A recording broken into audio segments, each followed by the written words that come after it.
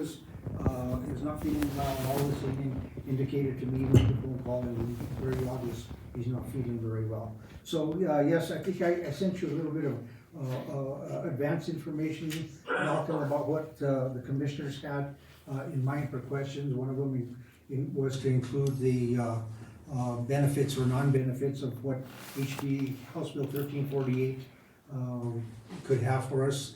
We mentioned to you also about the possible, not so much revision, but updates of our plan document, which would include mentioning or making reference to the most current comprehensive plan of the city of Trinidad, up from 208 that's mentioned in the plan to 2017. And one commissioner will also mention that he wanted some reference made to eminent domain. So what I will do is I will begin from my right, and I will have Commissioner Howlett. You have some questions you would like to ask Malcolm. I will let you begin. Yeah, I have four, if that's okay. Chairman Griego actually started opening up it. Your thoughts as to 1348, I'll combine the two of these questions. So your thoughts as to 1348, because our TURA was put together in 2015, December, predates the 2016 establishment of 1348. I know the reason, it seems like there were good reasons to do that because you didn't know what 1348 was going to be, but now a lot of time has passed. And so your thoughts as to 1348, and do you represent any URAs that currently are similar to us and not falling under 1348 that are actually accomplishing anything? Well, 1348 was adopted, it was written and adopted to basically kill urban renewal in Colorado, and it's done a very good job of that. I'm not familiar at this point with any urban renewal plans that have been adopted under 1348 or any projects that have been undertaken. 1348 adds membership to the Urban Renewal Board, and it has to include one of the county commissioners, a representative of the school district, and a representative of all of the special districts that are encompassed in the urban renewal area. I do know that I do have Fort Lupton has included those types of members, a county representative of the county commission, representative of the school board and of the special district, and it's been very difficult for them to reach a consensus on activities to be undertaken.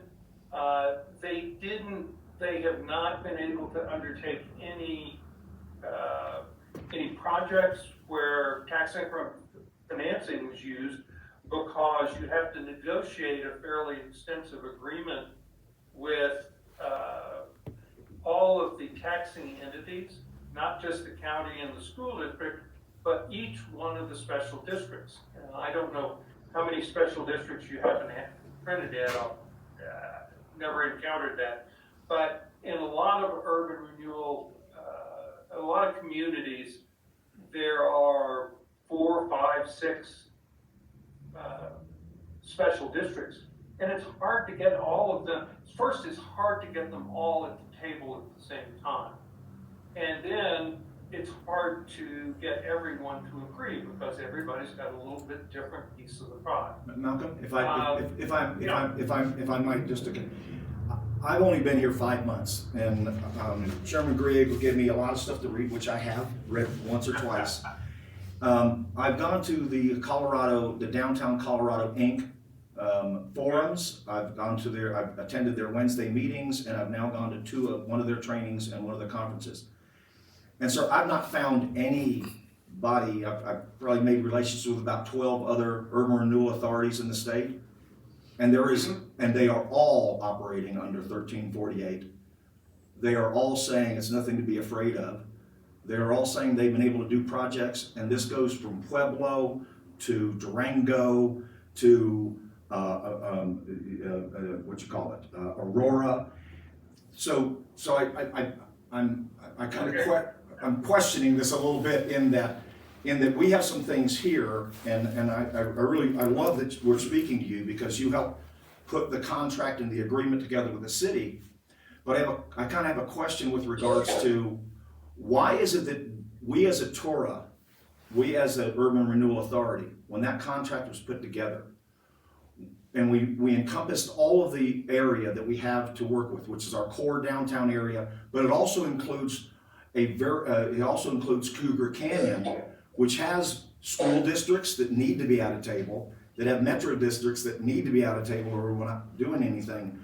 Why was TIP not? Why were we negotiated TIP away from our agreement with the city with regards to residential property?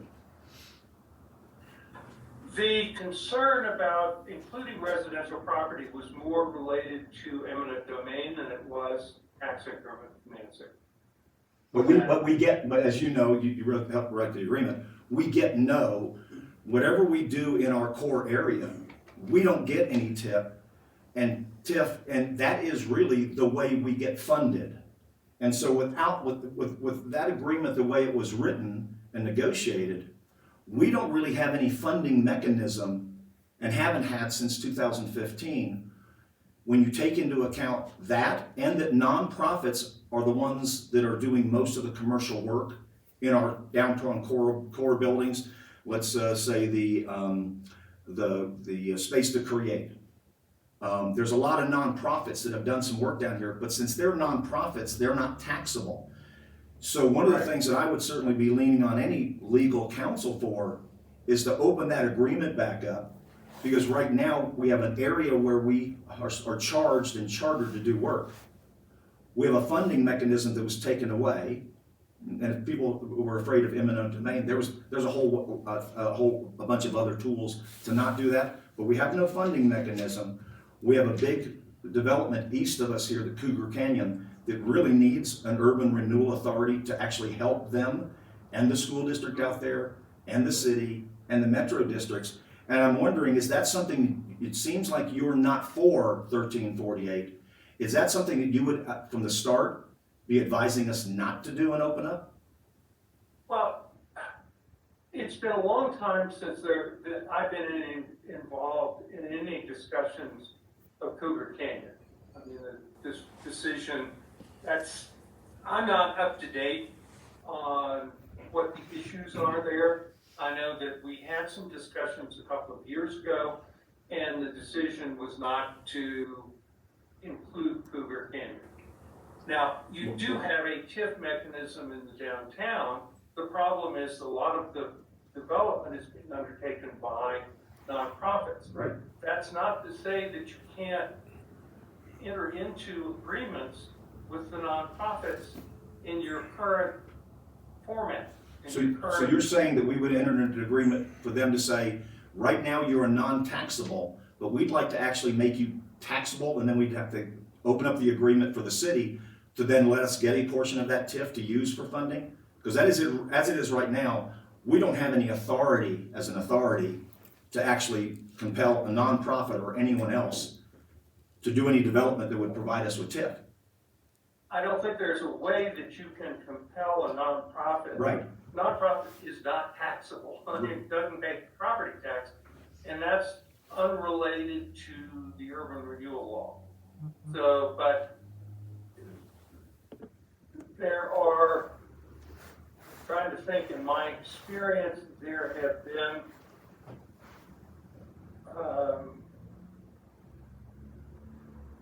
We'll just have two more. Sure. trying to think if there have been hospitals that I've been involved with, where hospitals were deriving benefit from urban renewal activity agreements. I really can't recall, but that's the way it would have to be, because, as I say, they don't have to pay. Right. State law makes them non-taxable, so there's never any tax. You could negotiate some voluntary contribution from them. I would find that to be a hard, you would find that to be a hard negotiation, wouldn't you? Some kind of service. Malcolm, you would find that to be a hard negotiation to negotiate. You're not on the side of, you don't have a lot of arrows in your quiver. That's exactly right. So I have two more questions. I'll try and combine them because there's other folks here. But do you still have if we wanted to open up the discussions with the city in order to upgrade our agreement and our charter to actually move towards TIF, move towards working with Cougar Canyon, and move towards its condemnation if needed to be out there, but the ability for us to get TIF from the development that's out there that no one is doing, even if it required us, even if it compelled us to create a new area. Do you have the passion and the desire to help lead us through that process? Well, I am very close to retirement, and you probably need somebody who can follow through with that, frankly. Thank you, Matt. I've really enjoyed working with the city of Trinidad, but I am at the end of my career. God bless you. And we're grateful and thankful of what the work you've done. But I've got to be really frank with you. If you're going to take on a major project like that, I'm not the one to do it. And I really would encourage you to get somebody who can put their shoulder to the. I appreciate your candor and frankness. Be honest with you. And no, I appreciate that. Thank you so much, Chair. I'll be glad when you reach that point. Thank you, Malcolm. Commissioner Cochran. Well, after hearing that, what we need is someone that will be able to have some follow through and that will be able to help us move forward in what we're trying to do. In the situation that we have currently with the contract with the city, we're unable to move. All of our quivers, our arrows in our quiver are basically have been pulled out. We can't really do much. So we really need to move forward as an authority. And in this situation, we have none. And we're not supposed to have none. We're supposed to be in a situation where we have some authority. So I guess my main question was, I have my eye on a piece of property that is blight in the community. Eminent domain seems to be the possible option to move forward in it. Being that we don't know exactly how to move forward in this, what are the constraints to eminent domain? What is the time frame for that kind of situation? Is that an option that we can exercise? It is. It's authorized under the plan that you currently have. So you can use the power of eminent domain. What you would have to do is, at this point, given some of the other changes in the urban renewal law, you'd have to adopt what is essentially a project plan, which says we're going to do the following things with following resources, dealing with the following properties. It's fairly simple document. You have to adopt that and say that includes eminent domain. You would then move forward with condemnation, which includes adopting a resolution, declaring your intent to acquire the property. You'd have to have it appraised, make an offer, and assuming that offer is rejected, then you proceed to court. Well, in this situation, the property is basically unowned. The owner is deceased, and there are no siblings or claiming the property. Mm-hmm. So it's kind of a situation where no one claims it, no one wants it. I've run into that situation many times. Derelict piece of property, there may be a lien liens There's a city, on the property. city and county And lien. condemnation is often the only way you can get control over it in order to redevelop it. Can you repeat that? I've run into that situation where you've had essentially abandoned properties. Usually there are liens from, sometimes from the city, sometimes for water, sewer charges, those kinds of things, or a water and sewer district, sometimes from a lender. And the only way, because of the nature of the lack of any owner, condemnation is often the only way that you can acquire that property so that it can be redeveloped. So, yeah, you are authorized that power under the urban renewal plan as it exists. Perfect. You just have to, there's some procedural steps that would be required, but it can be done. And that's what we need help with, is those procedural steps. Thank you. Commissioner Baker. Thank you very much, Malcolm. We appreciate you coming and visiting with us, even in your retirement, near retirement here. So, but we want to say thank you very much for joining us. My concerns were exactly what Commissioner Cochran was talking about. Being a contractor and a builder, we were eyeballing that same property that he is referring to, the derelict property, through Trinidad State College where I work. And we thought maybe that would be a possibility for just a project for our students. But it just because of the lien situation, the liens against the property, everything kind of went a different direction after we kind of hit that little roadblock. And so we didn't spend a lot of time there. But I thought it would be great because where this property is would certainly be a step in the right direction. So my concerns is basically to echo what has already been said, but like I say, we just need to know how to go forward with the procedures, and that's what we're kind of hoping tonight we'd be able to get those, but I think we're going to be moving forward with in a different direction, I guess, here soon. But anyway, that's all I have to say at this point, but might have another question here after a bit. But anyway, I'll turn it over to you. Thank you. Commissioner Leone, you're online. Do you have any questions? Yes. No, mine was mainly about the power of eminent domain, and I think Malcolm Murray explained it explicitly. Thank So you. I'm fine with it. Thank you. Okay, Malcolm, on the, I guess we'll go to the eminent domain, which is afforded to us by Colorado state statute. The property that's being mentioned, it's a single family residence in a residential area. Okay, would it qualify for it being taken for the under the description of eminent domain for public use? Would that? So it's outside, it's not within the urban renewal plan area is adopted? No, it is within the urban renewal plan. The boundaries of the city of Trinidad. As long as it's within the planned area, then it's eligible.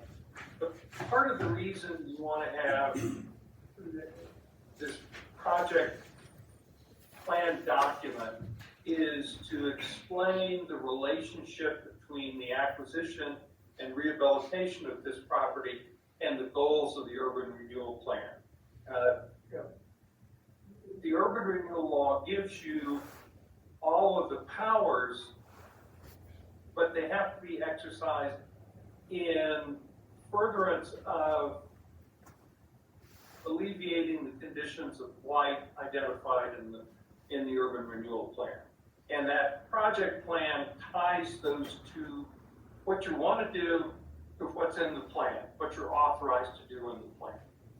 So as long as we can come up with a relationship between acquisition and redevelopment of that property or any other property, you can proceed with eminent domain. I believe we can do so. Anyone else? Okay. Well, Malcolm, it was great to see you again, and we appreciate you attending the meeting this evening and giving us that little insight as far as your history with Trinidad and the Urban Renewal Authority. Very much so. Thank you. Thank you. Yeah, Thank you, Malcolm. and I'm happy to help out where I can, but I really do think that, if you're gonna take on Cougar Canyon and I don't know some other major projects, I'd be happy to assist Ed in helping you all find somebody that can help you, because my time is short. Thank you. Well, I hope your time in retirement is very long. So we wish you the best. I do. Thank you, Malcolm. All right. Thank you. Okay, take care. Appreciate you. Thank you. Okay, thank you. Thank you very much. All right, moving on then. Item number 2 this evening is going to be the facade application that was discussed for the Other Places Greenery. We would discuss that at the October 13th meeting. At the conclusion of the discussion with the representative for the Other Place was Ms. Kelly Crawford. At the conclusion of that meeting, we did mention, and it was provided, it's sitting at your seating places this evening, a copy of the consent letter from the owner of the building, Ava Luvuana. Kelly, I think you're in attendance via online, right? Hello, good evening, everyone. Hello. Hello. Okay, so yeah, we did get that, and so I have a couple of questions, and I will take it around to the commissioners. You did provide an email response indicating that your area of concern and your concentration is that sign. There were several things mentioned at the last meeting, but in the email that you sent me, October the 31st, you indicated that your area of concentration is that, in that direction of that sign. Am I correct? Yes, that's correct. Okay, so no other part of the facade or building enters into it, it is that sign? At this moment, just the sign. Right, okay. In that as well, and I did provide a copy of that email to all the commissioners. In that you mentioned that there is some question, or maybe even your desire not to pursue an insurance claim for damage to that sign? We have decided not to pursue the claim. It would not be beneficial to us, so we're moving past that now. Okay. My other question is, so I'll take it forward with one of my questions. Then the agreements that you have, well, first of all, I did take a look at that sign. I've looked at it from every angle. And I see one letter on the sign, which is on the High Street side. The O on Other Place seems to be missing altogether. So, you know, the rest of the neon appears to be pretty well intact. Wondering about that. I'm looking at the estimate that was provided to you by Young Electric Service Company, or YESCO, and in there it says that the scope of the work for the corner mounted sign, reading the Other Place, is making all new neon, replacing transformers, wiring, sleeves, and booms. So this is basically a full repair, full refurbishment of the sign surface and guts. Is that what this? That's correct. All right. My other question is the agreement that you have. There's an agreement with Young Electric Services, YESCO. This is going to be basically a finance or lease option or arrangements for the repair and costs of that sign, which requires. That is an option that is provided to us if we cannot pay out of pocket in full. Then they would offer financing and a warranty until it's paid off. But we're trying to see what funds we can get together before we have to explore that option. So we haven't started any work. And if you need an explanation for why there's partial lighting for the sign, or that's just the observation. Could you hold on just one second? We've got a lot of outside interference here. Okay, could you bring that back again? I'm sorry. Could you repeat that, Kelly? I'm sorry. If you needed an explanation regarding the lighting of the sign, I'm happy to give that, unless you were just making an observation. Did everybody hear that? I didn't hear that. If we need an explanation with regards to the sign, she can provide that. And she asked if what you'd said was just an observation, you were able to look at the sign and you saw those kinds of things, or did you want an explanation with regards with more detail? Yeah, I think that would be appropriate this evening. Again, and my question is with this estimate, was this finance agreement, or as they term it out as well, a lease agreement that has a lot of stipulations in it, so, I guess the question is, are you gonna exercise, are you gonna pay it outright, or are you going to exercise the lease option, which also includes in their repossession terms, if in fact the terms of the lease are not met, or repayment? So our intention is to be able to pay as much as we can up front. And we haven't started anything with YesGo because in the rules provided, that's not allowed. So our first step was to see if we could get any support from TURA, as well as our insurance company, which is not gonna happen. And then whatever we have, we can supply out of pocket to put down a deposit. And then by the time the second portion of the invoice is due, then the intent would be to not have to finance, but judging by the state of the industry right now, that could be an option that we want to explore. So that is just something that they offer if needed. And if we decided to go the financing route, then, the sign would be under warranty for 2 years, I believe, or until the balance is paid off. Okay. All right, Commissioner Holland.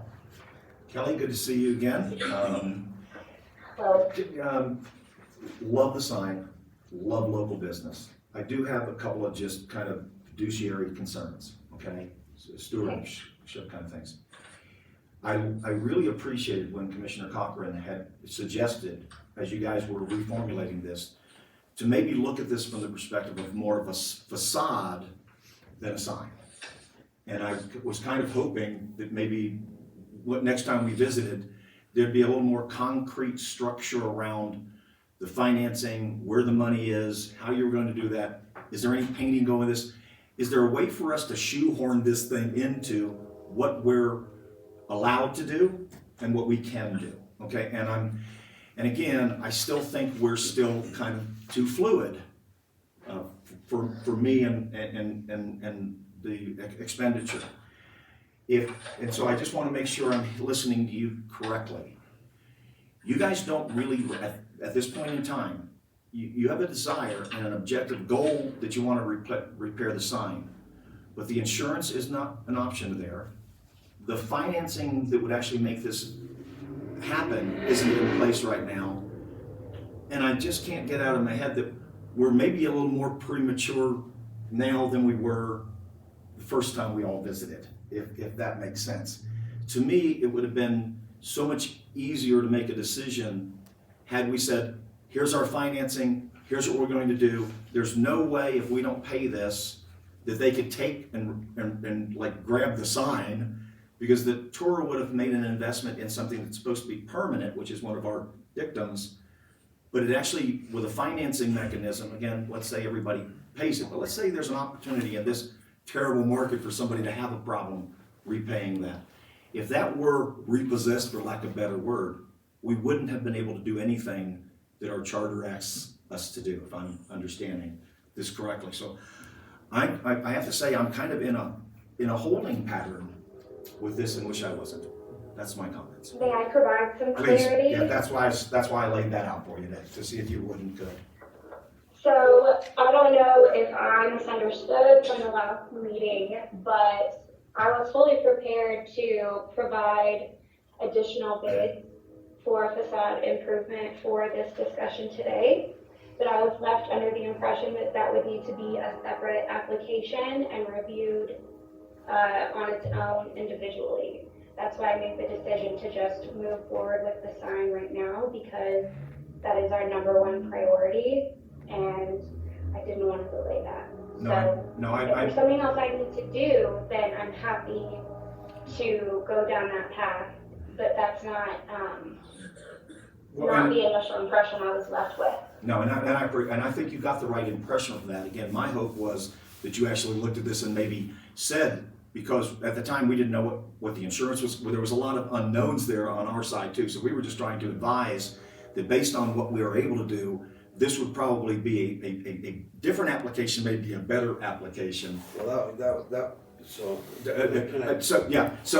I don't think we can actually consult in this area, so I'm gonna pass that on to, and move on. Go ahead. All right, so as a commissioner on the Urban Renewal Authority, I take it that for the facade program, what I'm trying to do is make better the facades of each building along Main Street. And when I say facade, I mean the entire frontage of the building. The paint, the bricks, the repair, the signage. And we did have a little bit of a gray area on signage. And so that's why we're trying to see if we could get the, how do I say this without, that's why I was looking at this as maybe we should move forward in a complete facade package or application rather than just a signage application. Whereas the Urban Renewal Authority had a certain amount of funds that would be available to the other place in regards to facade update or facade Improvement. Revitalization or improvement. Again, we're back to a sign in which the Urban Renewal Authority has a gray area on whether or not it can actually even provide funding for signage. Again, that was kind of why we wanted to look at this as a complete facade package. How much is it going to cost us for you to repaint the entire frontage of the building, make sure all the windows don't have any broken glass in them, include the sign in part of that package. Hopefully I'm clear at this point. Yeah, that was our. Okay. Commissioner Bailey. Well, because of the signage gray area, I was kind of wondering if we could have that other application as well, and that way we could probably, get that in there, as far as the sign. I think we were all kind of prepared for that, but I think that's where we left it the last time. And but I understand your concern. I don't want to, sit there and say that we're, big meanies and that we don't want to do it. But I just thinking that because of the limitations that we're under with just the signage, I think that would be, it would make sense if it was the whole deal, or at least a portion of it, just improvements there. So, I'm kind of in a holding pattern myself using Pat's, Commissioner Pat, so that's kind of where I'm at. Commissioner Leone? Yes, I was wondering if I could ask why they decided not to go with the insurance? Because the deductible was going to be pretty much the same amount as the claim, which was $2,500. So it's not a savings. Right. Okay. I just wanted to speak again about the signage. I know we have a real gray area there that we have to really watch, because we have turned other people down for signage before. You don't want to repaint the front or do anything else? No, we're willing to do that and go down that path. It was just, from my point of view, it was that would needed to be a separate application that would be reviewed at a separate time. So because I didn't want to delay getting this repair done, my decision was to move forward with just the sign. But if the ask is to consolidate everything together, then I'll go back to gathering that information. But I just need a clear understanding of what the ask is of the board so that I don't waste your time and we have this information available so we can make a decision. Anything Okay, else? thank you very much. Okay, so it's back to me. Okay, Ms. Crawford, my concern is one, that there is some recoverable funds from insurance. If it was a damage that was incurred as a result of wind and hail, as was mentioned previously, and it might be in the application as well, there is recoverable costs from insurance, whatever that might be. And that should be the initial source of where funds are sought. The other thing is, again, it was mentioned to you, and I understand your reason for concern and being perplexed, because all these other things were mentioned as far as doing it in a whole facade project and bringing that in as part of it. But if whether it's a separate application or amendment to this one, it's going to require that, again, there's amounts, there's up to 25% of a project amount that Urban Renewal has authorized under the facade program. That would mean that you would be looking at having to take on additional costs. This is, applying for a subsidy, or the 25% from us, from TURA, requires you to put out more money above and beyond what you have for a sign. Are you or the building owner, Ava, prepared to put out that much more money? It behooves me a little bit that if you would go in that direction. It seems like there's difficulty securing the funds or putting together the funds for just the sign repair itself. Isn't that going to create a larger hardship by going after an additional project of the entire facade? That's my question. That's your option. That's a response you could come up with. But amending it or creating another application to do otherwise is going to require that there's some additional funding on your part. And by listening to what you're saying on the sign application, you're looking for funds in various directions and not looking to recover anything from insurance. Will that not create an additional hardship? I think the expense for the sign would be the largest expense for the overall project. We have some really good partners that would help facilitate the rest of the improvements based on the bids that we get. So, if I'm to submit another application with the remaining bids, if it's not financially responsible for us to take on the additional cost, then I don't think that we would move forward with that. Oh, I can see. But Logically, at this moment, I'm sorry, but logically, go ahead. I'm sorry. At this moment, I think we would be fine with that. The sign would be the largest expense. Okay, and the sign is you want to remain that on the application. I'm trying to get some clarification for us and for you. I don't want this to go away open-ended like it appeared to be last month. So the understanding is that if you wanted to have other parts of that facade inclusive, you're going to have to. There will be additional costs incurred by you as the applicant. It's that number of whatever it is, $18,000. Or near that right now, you're gonna be stretching that even greater, which requires that you would have to come up, you or the building owner, the building owner, the property owner, or whoever is in charge of paying these costs. There's additional monies that are going to have to be created on your part.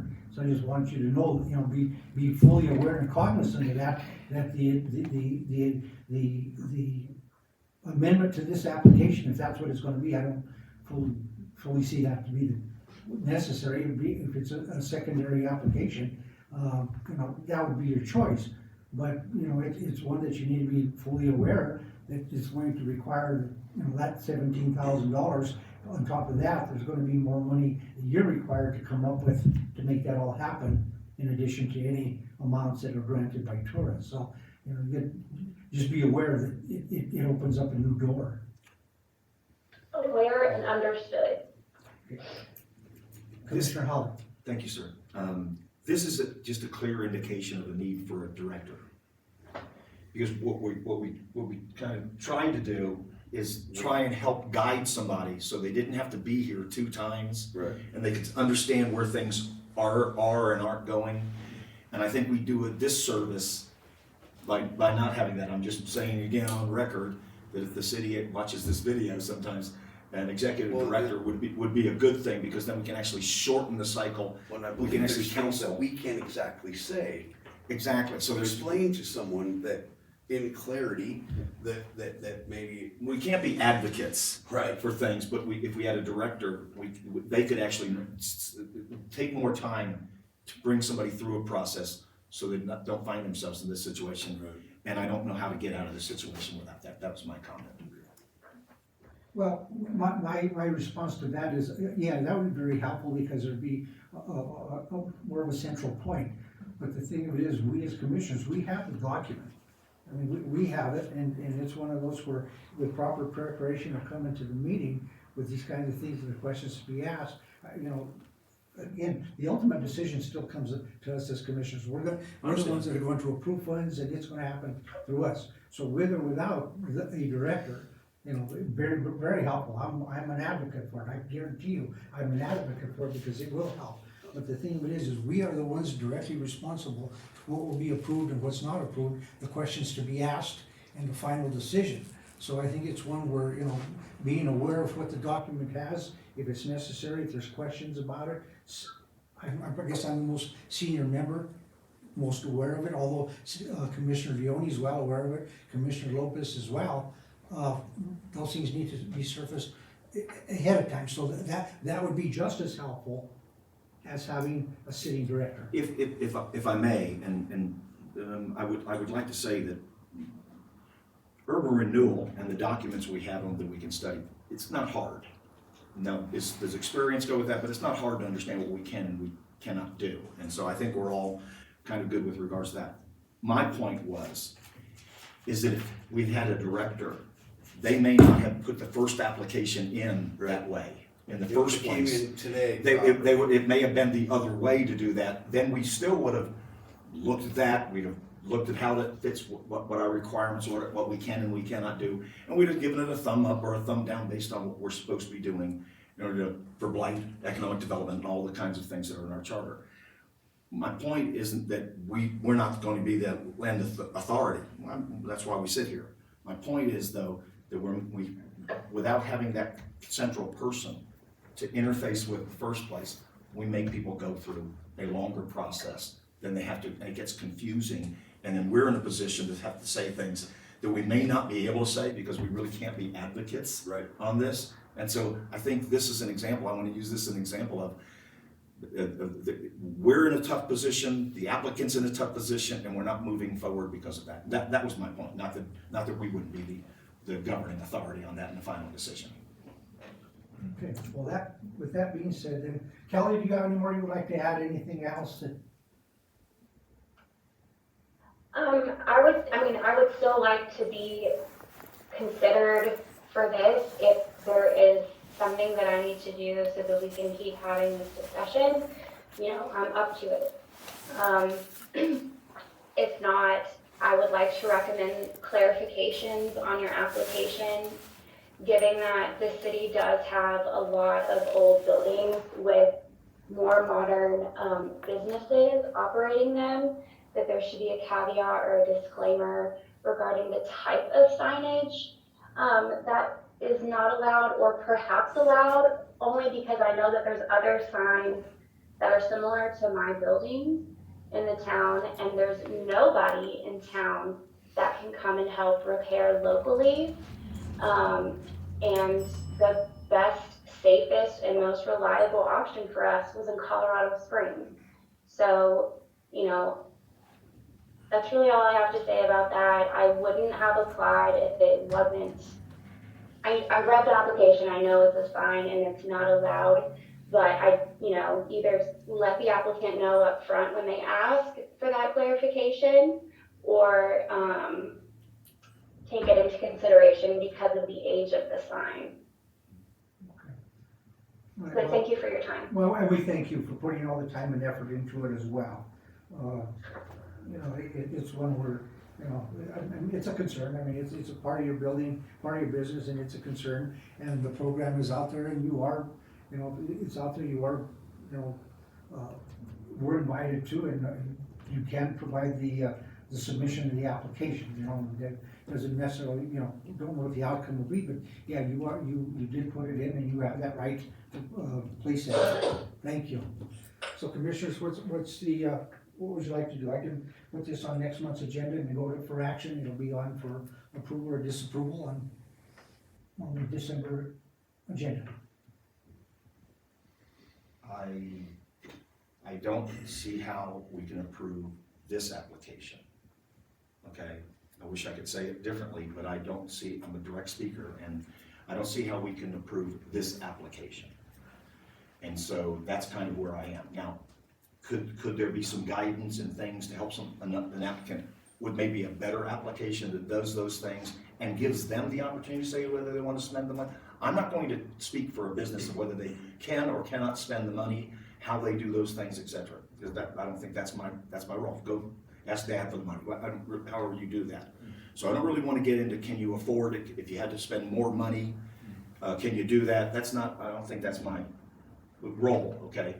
But as the applicant stands right now, I don't see that we can do that. That's why I think we tried to provide some guidance to see if there was something we can do. And so it really is going to be up to the applicant to look at this experience, look at what we're really trying to do with this facade grant, which isn't signs, even though there may be a lot out there. It really is facades, as the definition of a facade would be. And look at that and maybe resubmit an application. That's where I agree. This application is the same as the application that we looked at last month. But what we need to look at is a complete facade application. And I would request that the client resubmit an application including the entire facade with estimates for everything, and then we can decide whether or not we can move forward. And I'm in agreement with that as well. I'm sorry.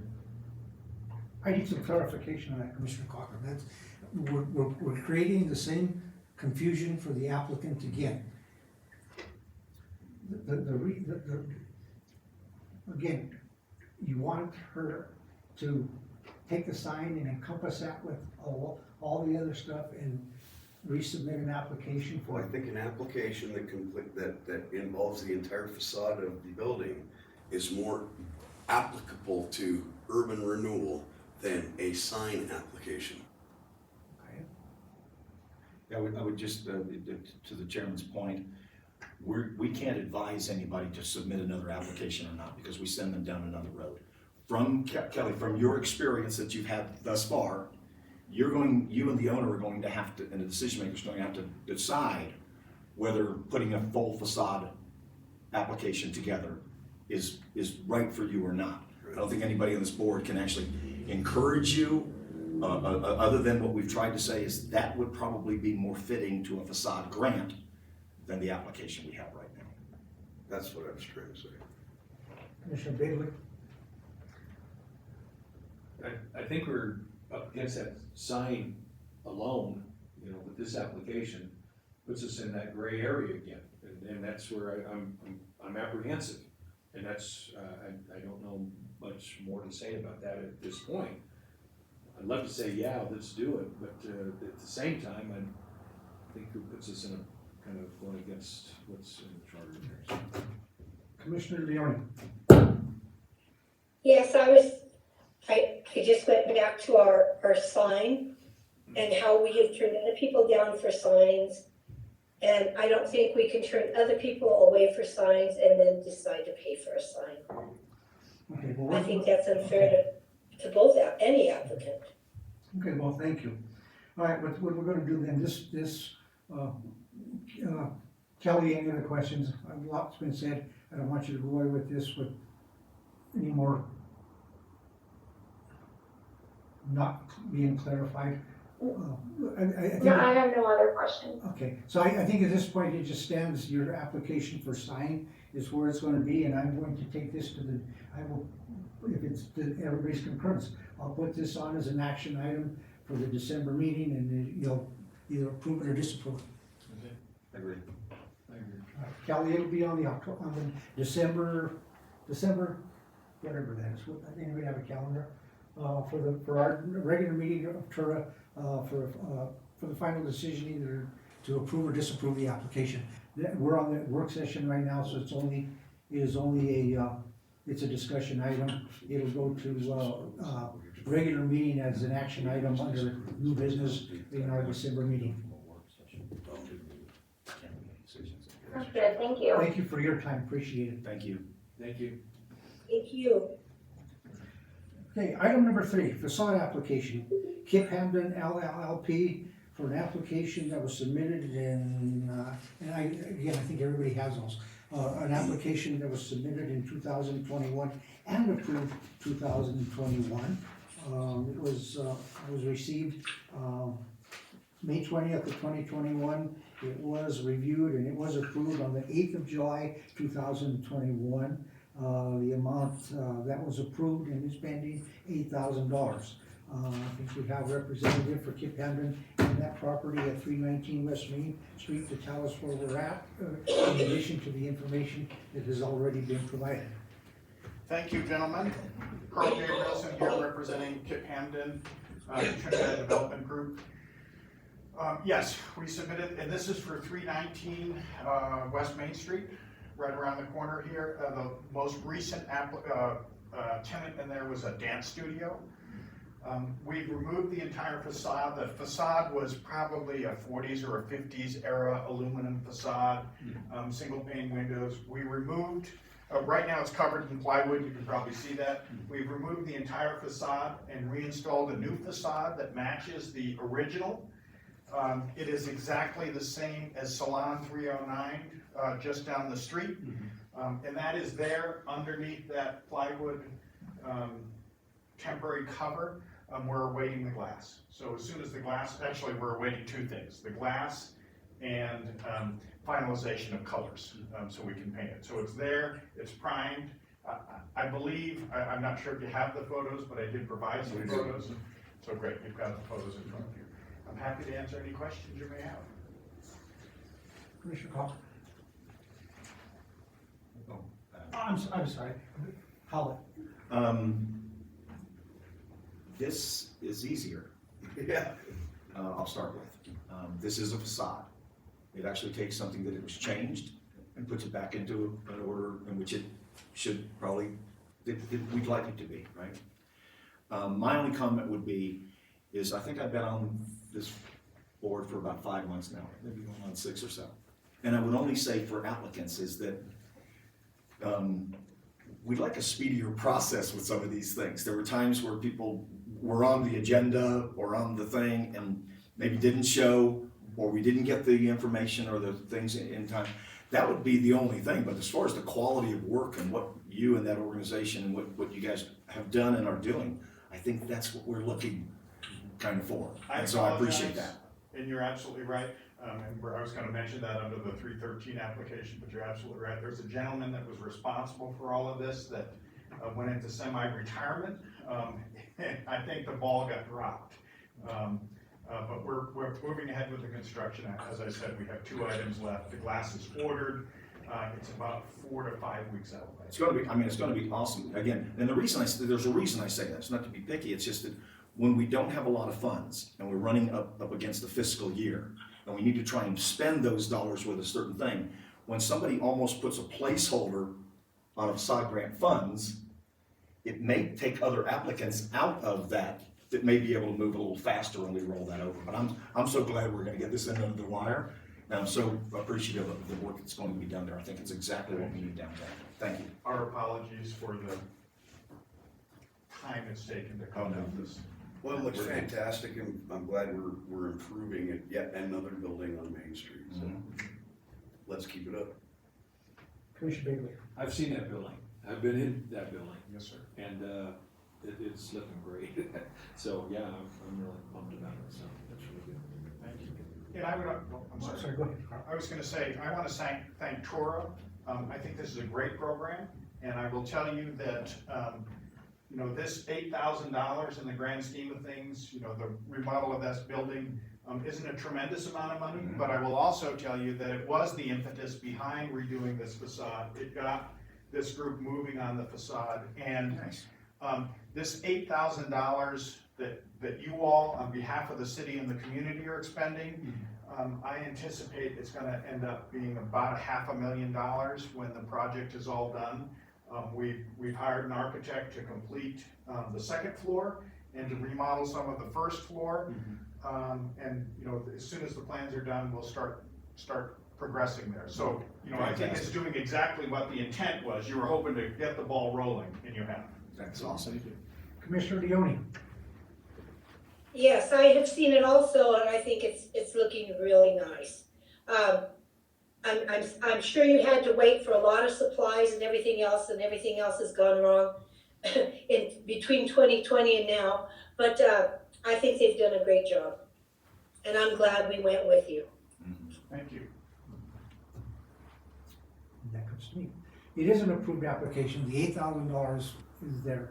My question is, only because I have some paper shuffling to do, do you think that this will be done and available, will this be done technically by our next meeting?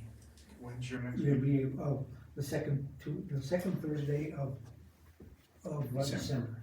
And you said, because you said the glass, and those are probably 5 to 6 weeks out. And it's not a problem, it's just asking because So I have some budget scenarios tonight that I brought forward. And so this one will just sort of solidify which one of those we have to do to say this may not happen in 2022. This will be a monetary carryover into 23. It doesn't do anything, it's just as we make a decision on one budget option or the other, that's all we're getting at. And in all probability, you probably can't get that. I suspect we won't have the glass. Yeah. It won't, In we reality. won't physically have it Yeah. by 4 weeks from now. They're saying 4 to 5 weeks in supply talk nowadays. And then you I'm have to hoping live for through 6 it. weeks. It's honestly, it's about probably a 2-day job, maybe a 1.5-day job to install it. So I'm not worried about that.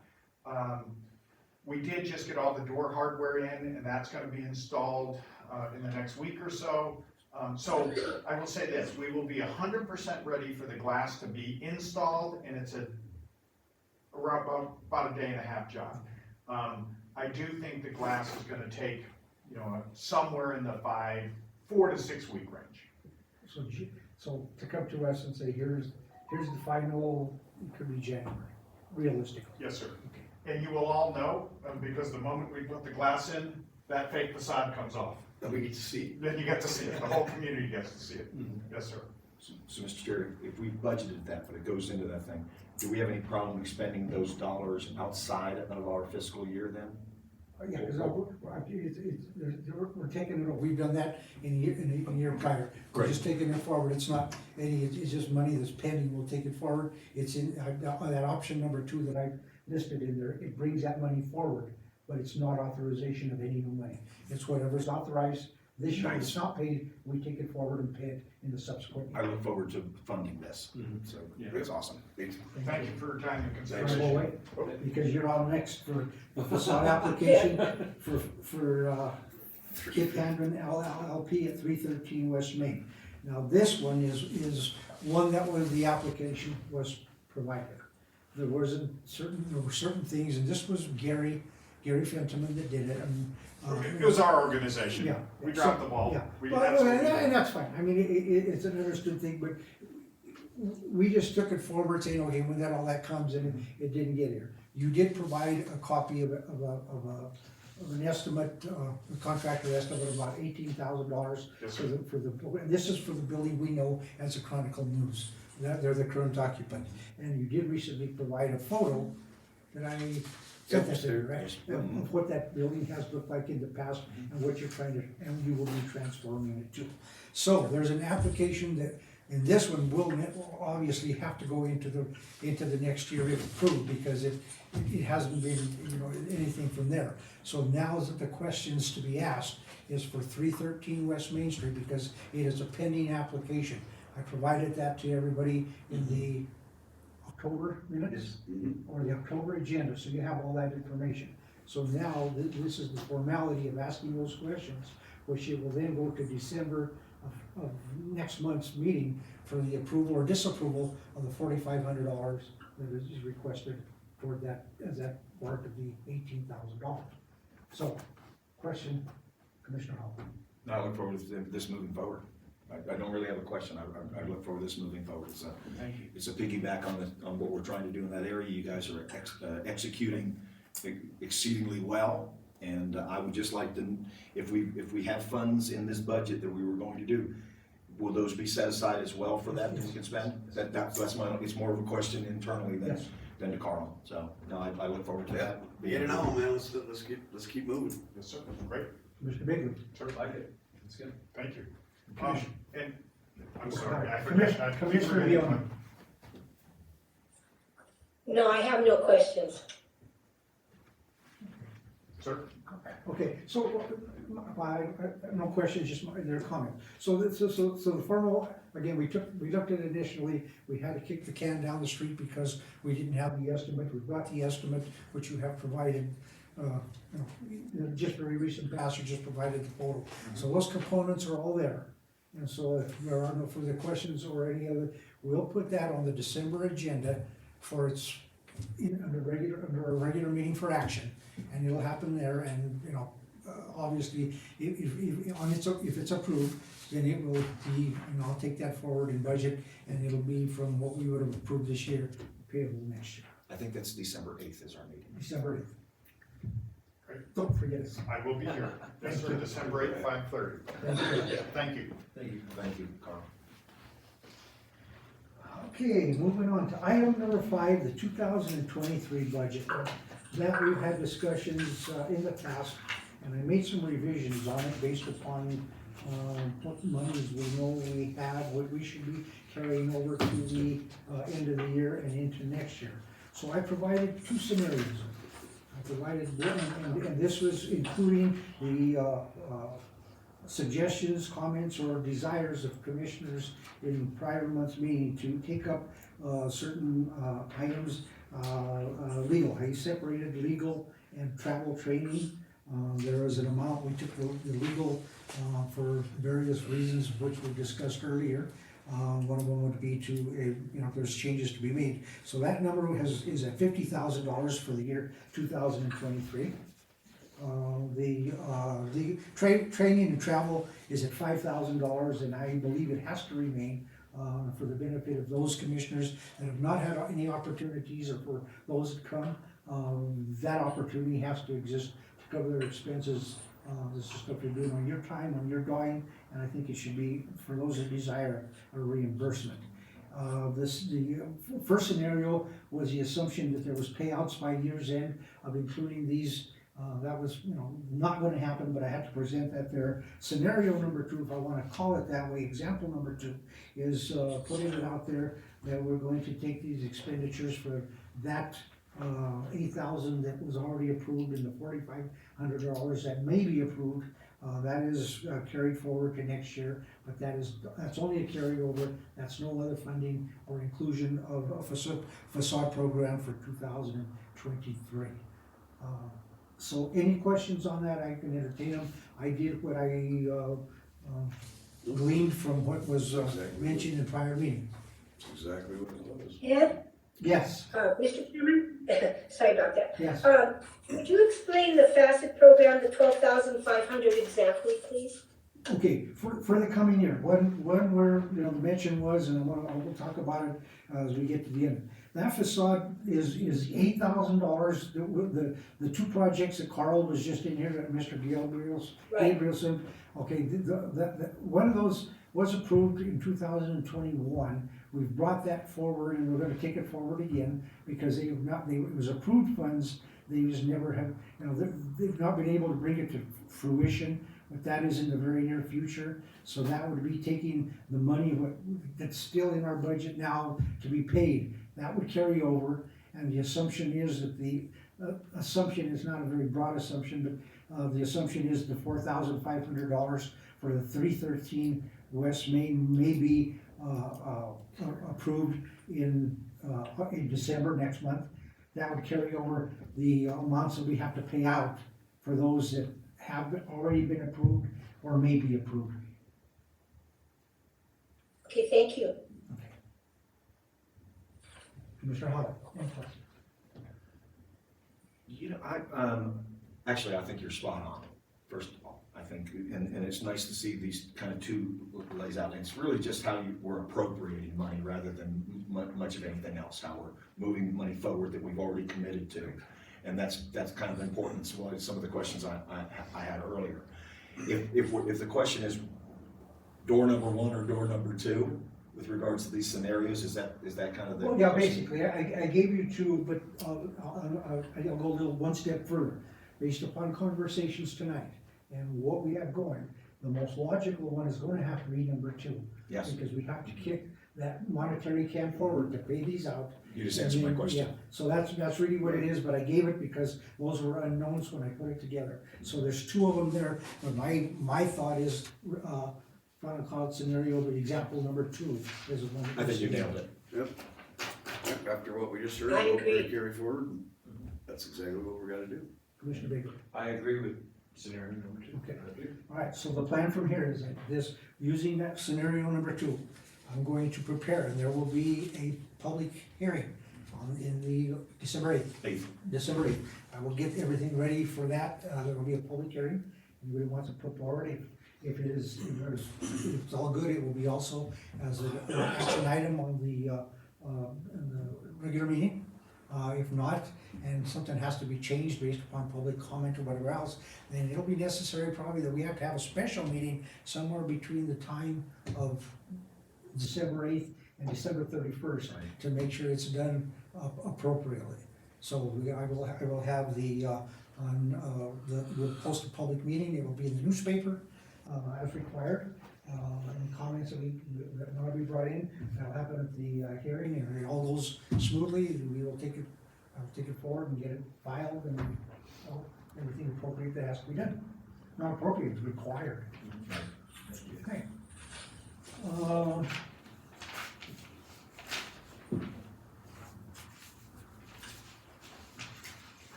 I stumbled a lot on last month's agenda, so I gotta make sure I keep my stuff together this month, sorry. Budget, consultant services. In the past, we've used an on-call service from Ayers and Associates to do various things for us, and they are available again. They've provided to us a contract for services that they may provide to us as needed for the year 2023. Everybody was provided with that in there. They delineate all those services that they can provide in their hourly charges. And this year, they've also included an additional person in there that would be providing services at a lower cost than the senior urban planner, Mike Scholl. So that's there. Again, it's there for your consideration. Desire to do that, then that will be an action item as well on the December meeting. Ms. Cochran? That's okay. I'm gonna grab you. Actually, beards look like me. And we'll Well, get there. actually, on the roll call, he would be ahead of you. That's you're exactly but I'm right. going further, so I look forward to seeing this. We've talked about this, but I know that we need some guidance in certain areas. We'd love to have some experience from other folks that swim in these waters all the time. I'd love to see this as an action item on the next agenda or whatever, so we can map this to our budget. Absolutely. Same, Ed, thanks for taking time to put that together. Commissioner Baker. I have a question, with this, and Malcolm just kind of, being available, but not really taking the bull by the horns, will these folks do that? Well, I think there's a plan number 2 for that. There's all, and he even mentioned, he says, I can help you locate another attorney that can take this forward and. But these folks are not. Well, they're they different. can too as well, but there's, when it comes to legalities, they'll probably tell us, you need to have an attorney as well. So this one will just be for the services as they provide in there for help us facilitate administrative work, and the other thing that we need to do. Development agreements, those kinds of things, which ultimately will still go through an attorney for final review. Okay. So. Or start with an attorney, then go through them for the paperwork, and then come back to the attorney for the Yeah. review. Right. Yeah, then I'm okay. Commissioner Leone. No questions. I pretty much knew how that was gonna work. Okay, thank you. Item number 7 on the work session tonight, applicant for TURA board. We have to get, and we do this evening have the applicant present, and I'm hoping that things have been very helpful this evening. Mr. Jeffrey Hecht. Would you come forward, please? For the record, state your name. Mr. My name is Jeffrey Hecht. Tell us a little bit about yourself. Well, I'm retired. I was a teacher for many years, in the classroom for 22 years, administrator for 4 years. I've been involved in running a number of different types of programs. I ran one of the largest USDA food programs in New York City. I was a camp director. I was a CPR and first aid instructor for 39 years. I just gave up my certification because I'm getting old and it's hard to do. And I moved here 19 months ago. I bought a house just outside of town. You probably know the owner, Tim Howard. He was a fire chief. Oh, yeah. So I bought the house and moved my daughter and grandchildren in, and I thought it would be a great idea to get involved with the community since I will never move again. I hate moving. And I have a 30-year mortgage, so I make my impression on the town so that the grandkids and my daughter will benefit from it. Plus the fact that I've worked all my life since I was 14 years old, and being retired sometimes has a downside. Boredom is one of the key downsides. So I have some time. I do sub at Honey School, which is a lot of fun. I also drive 1 day a week, usually for SCOG, helping old folks get to, I say old folks, but helping them get to doctor's appointments and things like that, and I find that pretty rewarding. I'm involved now with the Senior Health Advocates, which is a program on their board to help keep seniors in their homes as long as possible. Well, that's, synopsis of what I am. Do you have any questions of us before we go around? Oh, I would have a million questions, but I think I need some time to have it all settle in. It sounds like you folks are doing a terrific job of revitalizing the town. I was just amazed when I moved here. I came originally from Brooklyn, so it's a little different. 3 million people in an area the size of Trinidad. So it took a little bit of getting used to, but I really like the town. My daughter and grandchildren like the town. And we want to try to do whatever we can to keep it improving. Mr. Holland, I got it right this time. First off, welcome. So glad you, your daughter, and your grandkids are here. Why TURA? Because you've got some great experience. you can bring real value here. You're in an area, Honey, which is important to me, especially if we actually end up doing something out in Cougar Canyon, because that will help fund some things there. Why TURA? Well, first of all, I didn't know what TURA was, all right, but I'm sort of leaving that. I heard the advertisement on the radio for volunteer positions.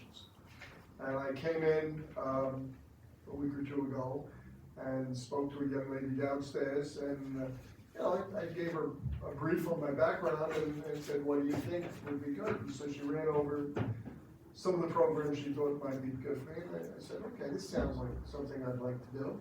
And for me, at this point in my life, I've got to enjoy what I'm doing if I'm going to do it, and especially if I'm not getting paid for it, so I want to enjoy it.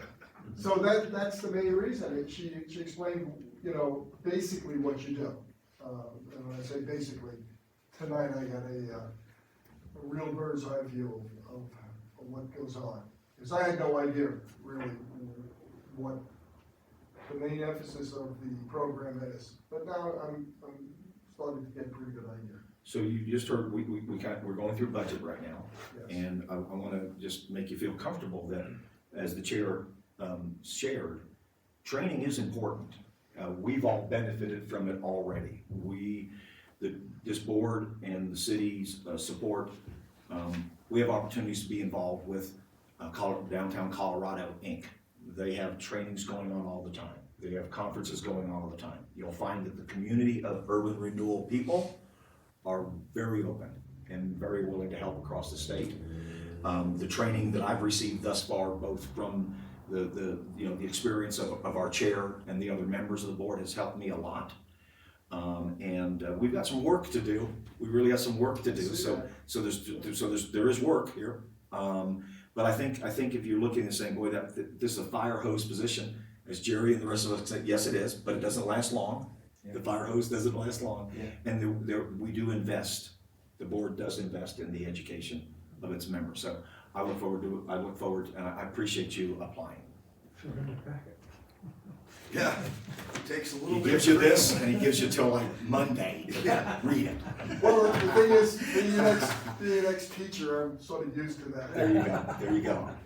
Yeah, well, welcome. That's all for me. Thanks for your application. You know, this authority, what we can do is actually a lot easier than what it all is spelled out to be. And the whole idea with having an attorney is to help us out with the stuff that we don't understand. But the idea is very basic. We're going to try and make things better. Appreciate your application. Thanks. Mr. Bacon. Welcome. I shook your hand when you walked in the door over here and you said, this is the place, huh? Well, it's good to see a friendly face, you know, somebody smiled when I came in. Yeah, just. That only happens the first time. Yeah, but anyway, yeah, I think you'll make a difference. That's kind of what you want to do, right? Well, I hope I can bring something positive to the group. I think we all feel the same way. You know, we want to make a difference. Try to help. Commissioner Leone. Yes, welcome. I only have one complaint. He's not a woman, but I think he'd be great. She's the Lone Ranger. I'm getting really outnumbered here. Thank you. Well, I hope tonight was helpful for you to get a basic, there's a lot to it. There's, you know, to say that, you know, this would take you back, say, that's the board I want to be on. You know, time is the judge. So It was enlightening. Yeah, there's a lot of things that can be done. Urban Renewal Authority actually operates under the authorization of Colorado State statute. So what we do is, according to the law, we don't create anything on our own. We were revitalized, as they call it. Urban Renewal Authority has been in existence in Trinidad since 1964. However, it went a long period of dormancy, and it was revitalized in 2015, which actually December the 1st, 2015, prior to 2016, which is a year that would have required a lot of board members and a lot of other agreements that would have to take place, which is still a topic to be discussed. But anyway, that's where it's at. Again, there's a lot that will come together. It'll probably take it's time, but there are a lot of resources. That's a good thing about it, there's a lot of resources than, the old printed way. The resources are pretty countless at this point. Well, I'm sort of used to that as a teacher. We were always used to try to get money from everywhere we could, and I've written grants in the past, and it sounds to me like what you do is exactly what the town needs, and the people may not even know what you're doing, but they would appreciate it. Because as a new resident, I appreciate what you're doing. I love walking down Main Street. I love going into the shops. I loved going into that art, I don't know what you Create call it. space. Yeah, I just thought it was terrific. And I've always loved the Southwest. I used to ski all around here when I was young, and I knew I was gonna come out to this area when I retired. So Trinidad was just a perfect place. Welcome. Well, we appreciate you being here and your interest. The next step on this I will advise the city clerk that you have made your required appearance here, and then your application goes on to city council, who, if approved, make the appointment. Okay. We're just a formality in it all. Thank you so much. Appreciate you being here. Well, thank you. Yeah, good night. Thank you for applying. Thanks, Thank Jeff. you. Okay, item number 8 this evening, this was at the request of Commissioner Jeff Cochran, which is. Gentlemen, ma'am, I will see you hopefully on the 8th. All right, thank you. Very good. Thank you very much. Take care now. Have a good night. So this, Commissioner Cochran, was at your request, so I let you on the agenda. I will turn this over to you. Provided everybody with the information you provided to me, with copies of emails, the information on that dwelling at the corner of Arizona and Right. Goddard. Well, hopefully everybody got a chance to take a look at that. And then in lieu of what we heard tonight, from Mr. Malcolm, I believe we can move forward on this. I believe this is actually something we can acquisition and make this a project. Obviously, we need to know how to go about doing it, but what I'd like to ask is that we move forward in trying to pursue this acquisition and make this happen as part of Trinidad's Urban Renewal Authority project. Call that an undertaking. Let's call it an undertaking, that's right. Well, obviously, we're gonna need advice. We'll need an attorney to help us with the eminent domain, which seems to be the way that this particular project, being that the owner is deceased, we need to move forward on, but I guess the sooner that we start moving forward, the sooner that we can get this project under our belt and get it going, so I'm gonna ask that we move forward. Mr. Cochran. I look forward to this. When you look at where we are with our budget, what we're wanting to try and do, and you try and line up, okay, but what can we do? What can we do? This is something we can do. Now, certainly, we in our budget, we said, let's spend a little bit more money in legal. Let's spend a little bit more money in council. Let's make sure if we're going to do things, we do them right, that we dot the i's, we cross the t's, we'll make sure this is a success example, and we do that. So we're set up for that funding. We're there. We're there.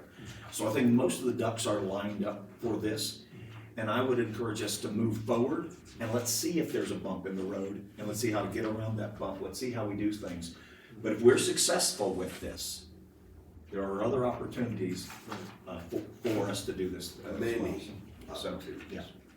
And again, I will say, when you take a piece of property that's blighted on a block, and you invest in that, whether you're an individual, whether you're an organization, a foundation, or nonprofit, whatever, it has a domino effect with the houses to the right and the left, and the 3 across the street, and the one down the street. It's a real signal of change in a real way, and what it helps people do is helps create wealth for the folks who live on that street and around it. So in a big way, this little investment of us maybe puts a house back on that, we're able to fund ourselves for more work, hopefully this can be generating. But for the folks who live there, right, left in the houses across the street and the ones behind it, they benefit.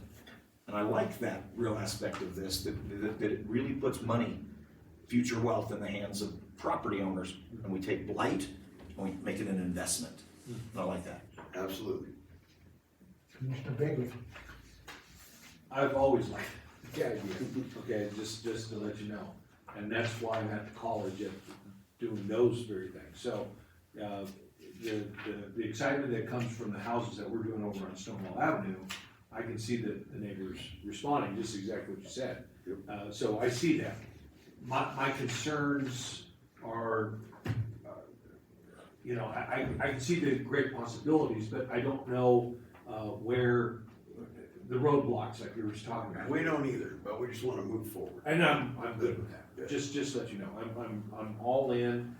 I just wanna make sure that it's just something that we're not stepping on toes or, doing the, or, whatever. But as it turns, that house of all houses is right there, and if we can break through, I think we can break through. Well, it's right there on the corner of Goddard and Arizona, and there just happens to be one on Goddard, 3 houses down, so if we can get this one done, boom, we're right on to the next one right there. So this could be a domino effect that could take us into 2005. I'm great with it, but like I said, I just wanna make sure that, I just wanna make sure I'm learning more about it, but as far as that, that's exactly what I'm doing at the college, exactly what I'm doing at the college, so thank you. Commissioner Leone. My question was, it's 27,705.27, and that's with every lien and everything, right? That's correct. That's to the end of November, that will change. It will. Right. By a small amount. Well, is that it? Are we gonna get a lot of legal advice for this? Absolutely. We're gonna need some, yes. Yeah, we don't move forward with that. Well, we have, I wanted to see what the chair had to say. And this one might be our expenditure, project. The next one, we'll have learned experience, in which we won't expend as much money with legal fees and advice and things of that nature. What a model. This is our model. This is a start to figure out how we're gonna do this. okay, so now. Okay, thank you. Okay, thank you. Okay, I think a couple of things, and I think we exchanged a little bit of information on it.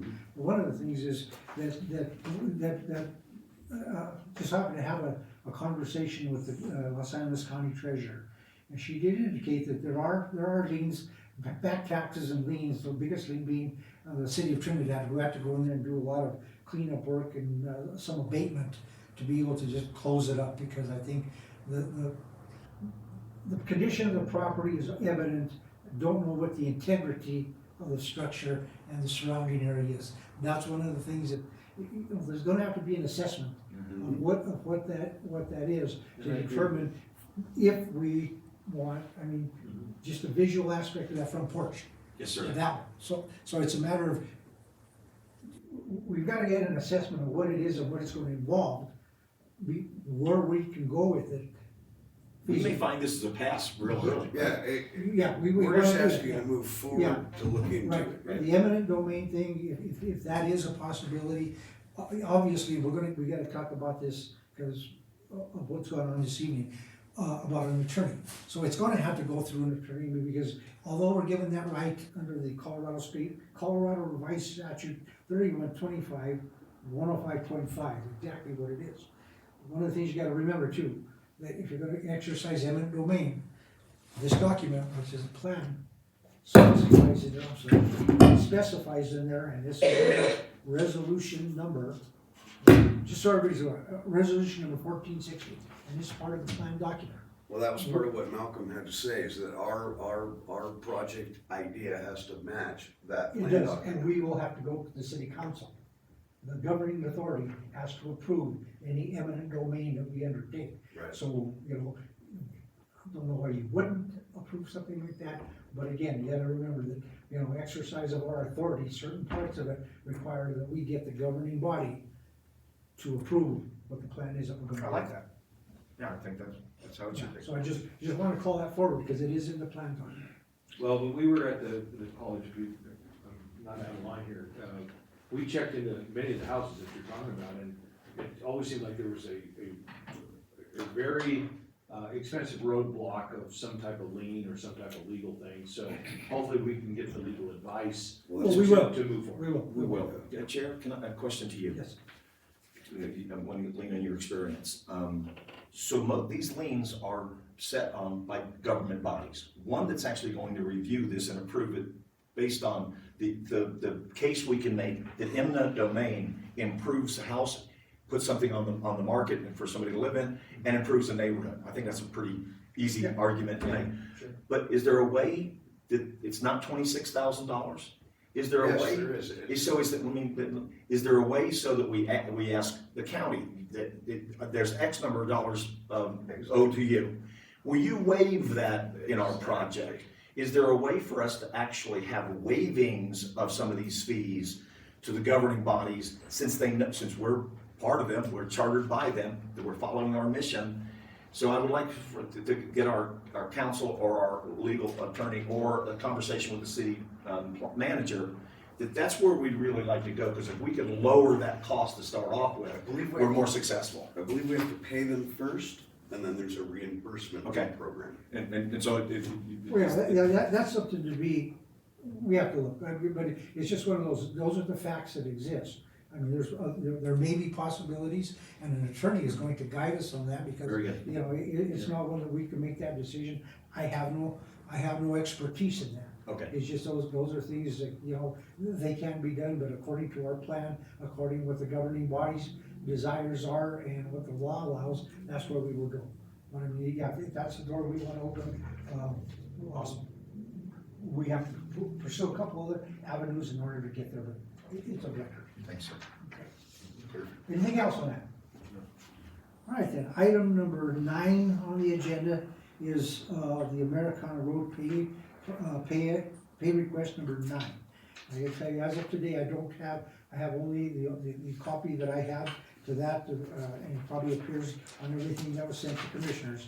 I don't have sign-offs by everybody else that are required on here, which would be the project manager, which would have been Carl, the city manager, and would be Tim Lamb from the La Puerta Business Improvement District.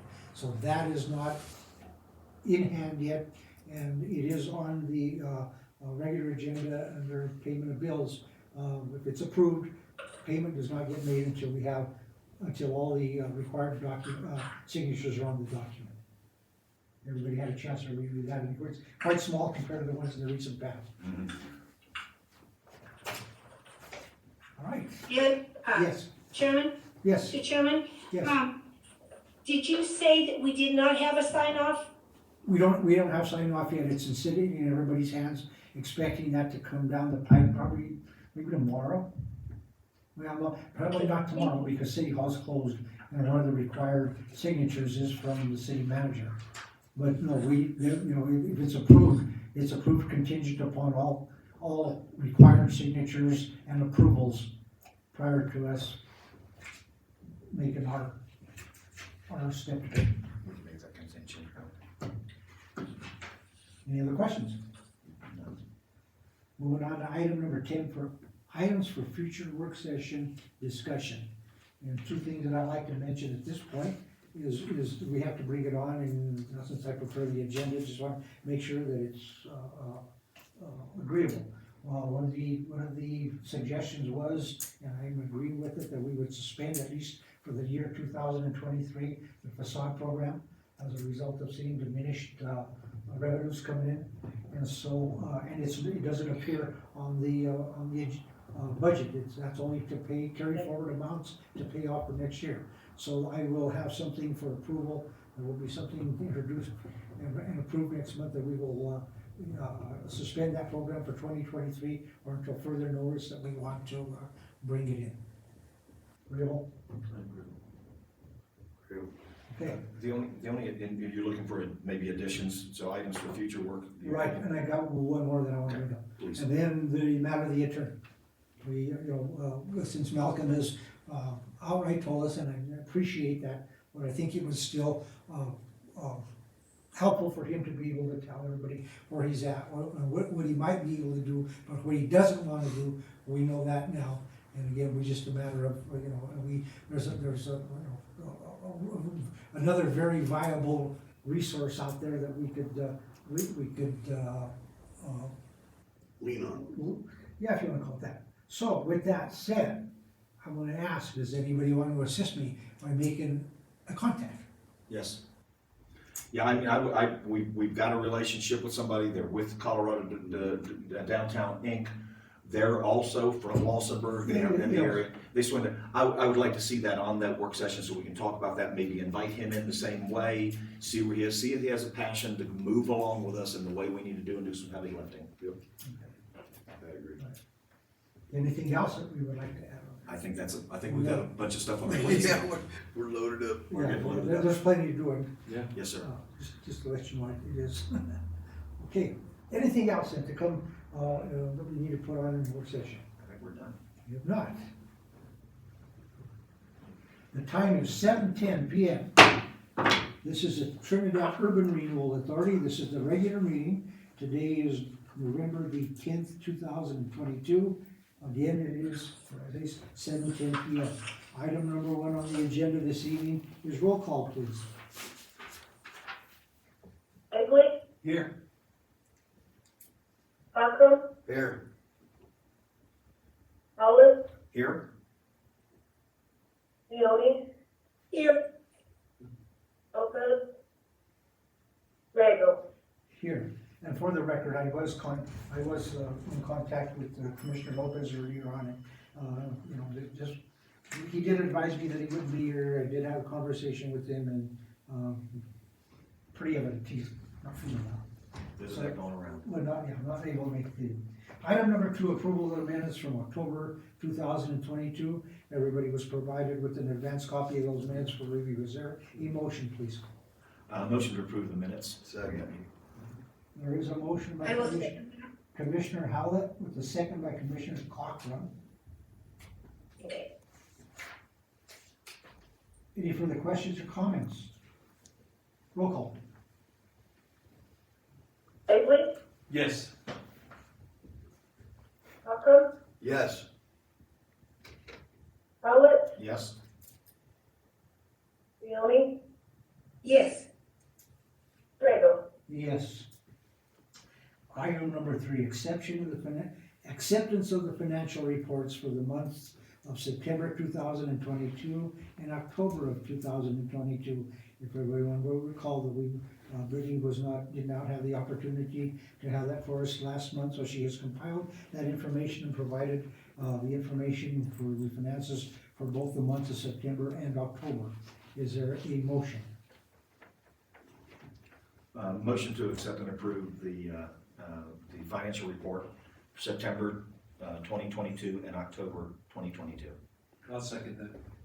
Commissioner Howlett with the motion, Commissioner Bailey with the second. Any further questions or comments? Roll call. Egley, Yes. Malcolm, Yes. Howland, Yes. Leone. Yes. Grego. Yes. Item number 4, consideration of bills. As I mentioned earlier, there is a bill for Purgatory Valley Construction in the amount of $38,705.42. It is for the work currently going on for the Americana Road project. Not all signatures are yet available. Payment would not be made until all the required parties are on there. So any motion should be, if for acceptance, contingent upon the fact that all required signatures and approvals have been received. Is there a motion? Motion to approve the Purgatory Valley Construction American Road project in the amount of $38,705.42, contingent upon all signatories. I'll second that. And motion by Commissioner Howlett, with the second by Commissioner Leone.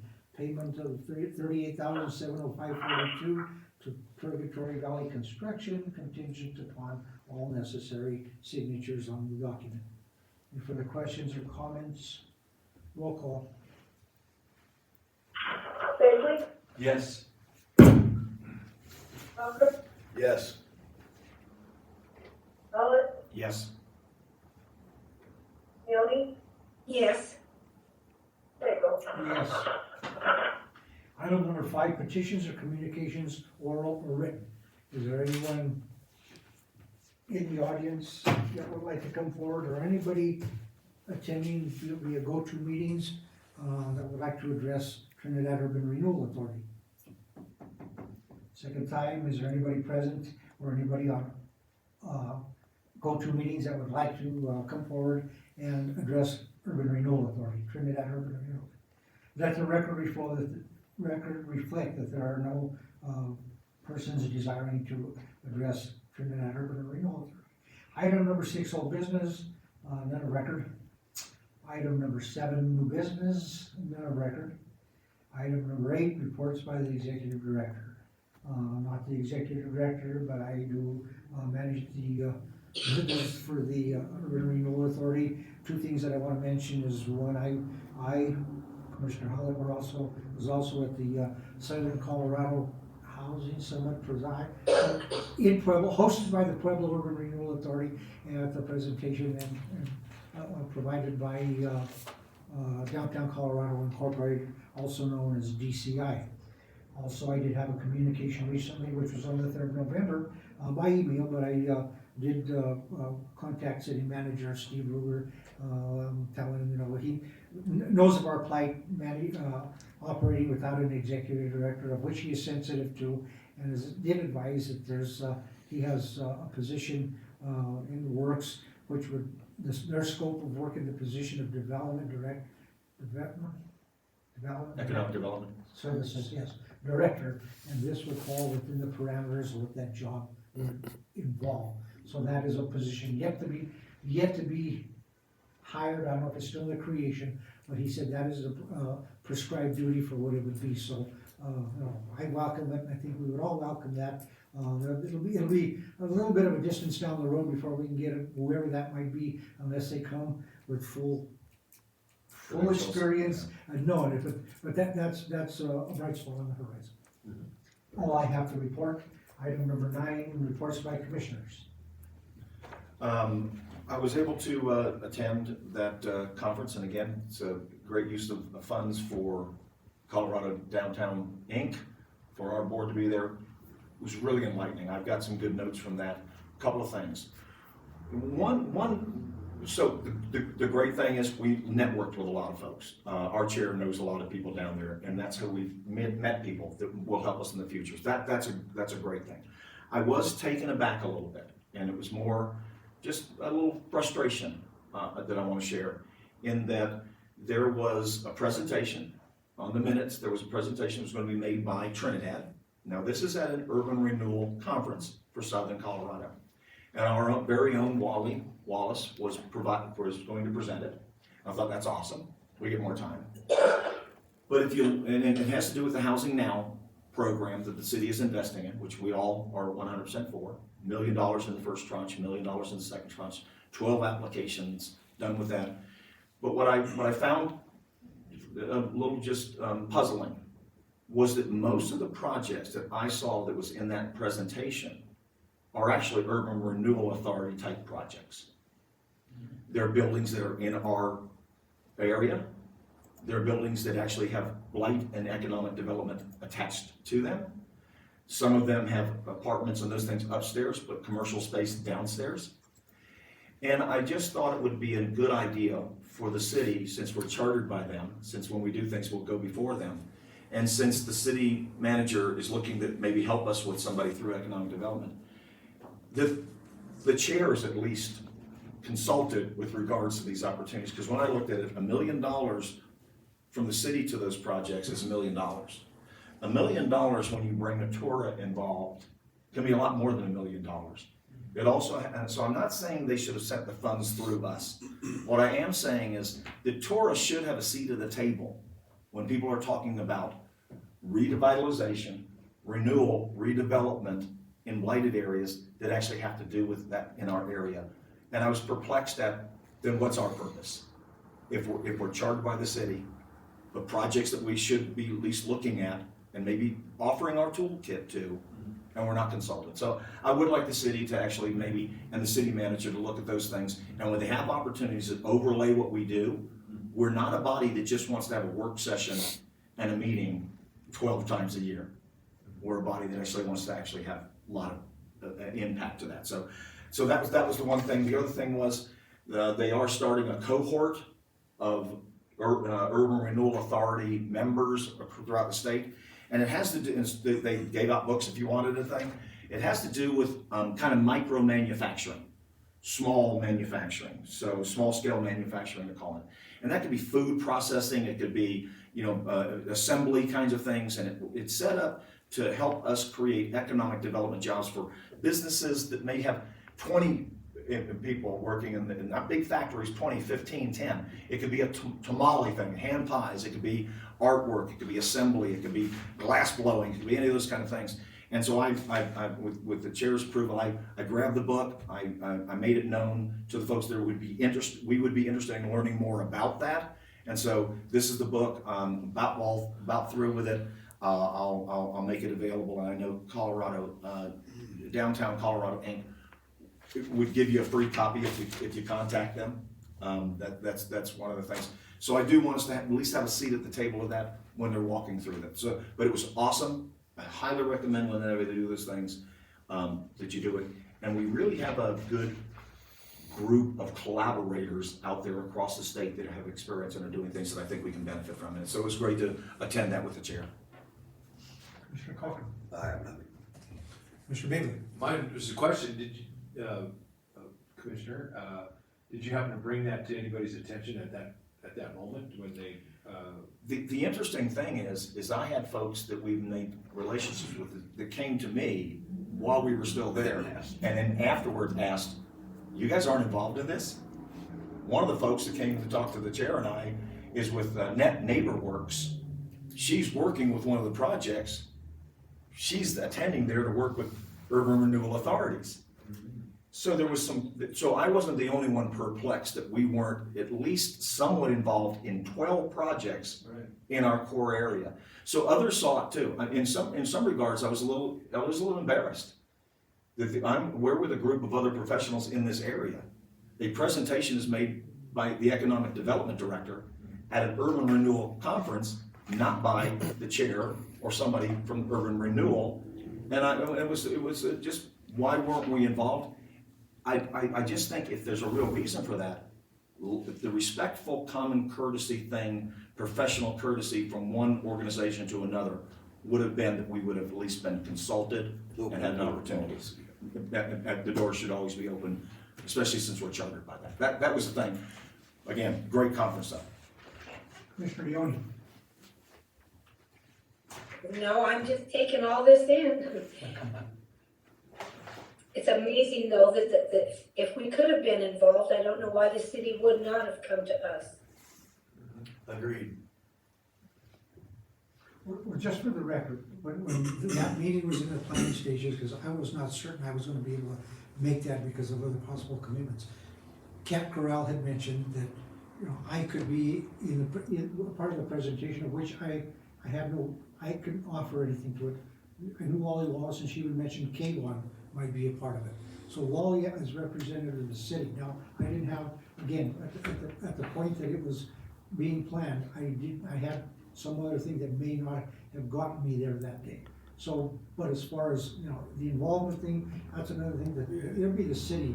But as far as the presentation. It was outstanding. Wally did a great job. It was, yeah. I mean, outstanding. Wally did a great job for us. It showed some really good stuff for Trinidad, and everybody is, there's a lot of people that recognize, so it is. So for the presentation, I told her that I couldn't do because I didn't have enough information, and number two, I was not really sure that I was gonna make that. although I didn't, I'm happy that I did. But as far as the collaboration of one of. Yeah, you should have been involved in that That's, from the very well, beginning. that's something that could, if it falls within, but, you know, that's a question to be answered by someone else, I can't. Future opportunities, Yeah. Yep. Okay. All right then, is there anything else to be brought before the board? Motion to adjourn. Motion to adjourn. I second. I love that motion. Yeah. Commissioner Howard, Commissioner Cochran. Anybody in opposition? We will assume that everybody is in concurrence. We adjourn at 7:24 PM.